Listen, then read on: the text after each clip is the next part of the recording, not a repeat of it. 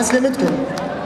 أول حاجة قبل ما نبدأ نحب نشكر الأولاد والبنات اللي من البارح في الليل ومن البارح في الصباح حضروا وشاركوا وعملوا هذه الظاهرة هذه ونجحوها.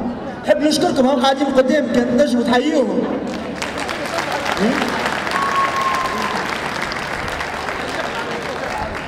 اليوم نحن في اللمة هذه اللي حبيناها تكون موجهة الأهل التعليم، الأهل العلم والمعرفة، الأهل الثقافة، وللتوانسة الكل والتونسيات الكل اللي يتمن أنه ما عندناش مستقبل ما غير معرفة، ما غير قراية، ما غير مجهود. اليوم حبيت نطلع كيفاش نقولها، عندي برشا مشاعر برشا إحساس، خاطر والعباد الكبار يعرفوا أنه اليوم قاعدين ندافعوا ولا اليوم قاعدين نساندوا على مترشح ديمقراطي أصيل اللي هو الأستاذ باجي قايد السبسي.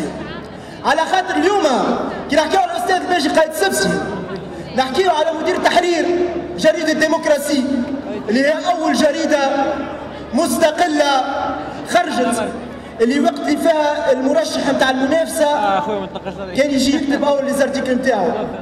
على خاطر اليوم كي نحن هوني كبار وصغار ندافعوا على عيشتنا اليوم وعلى مستقبلنا غدوة، وهذه مسؤولية كل شاب فينا وكل شابة فينا، مسؤوليتها التاريخية أنه المستقبل غدوة نحن كيفاش نخدم وكيفاش نعملوا. إذا كان ما عندناش رئيس جمهورية يفتح الأمل، إذا كان لو بريزيدون دو لا ريبوبليك n'est pas le président de l'espoir، نحن الباجي قايد السبسي هو مرشح الأمل، هو مرشح أمل تونس، هو مرشح شباب تونس.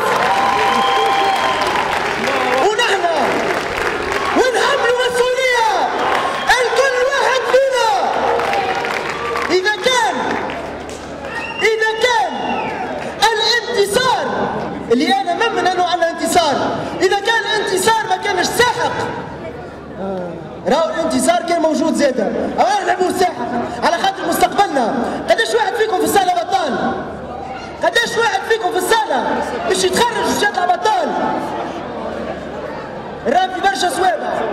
وإذا كان ما عندناش شكون غدوة يجي يطلع يقول راهو نحن نخدموا في الشباب، ورانا نحن باش نكونوا الشباب، وراهو نحن مستقبلنا، الشباب القاري، الشباب المثقف، الشباب التونسي، الشباب اللي تعطيه فرصة ثانية.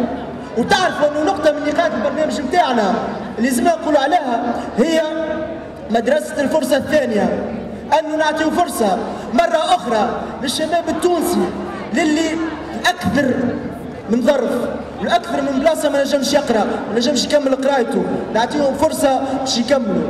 حاجة أخيرة حبيت نختم بها هذه المداخلة ونشكركم على الاستماع، انه فما شكون قال سننتصر او سننتصر، نحن باش نربحوا قد ما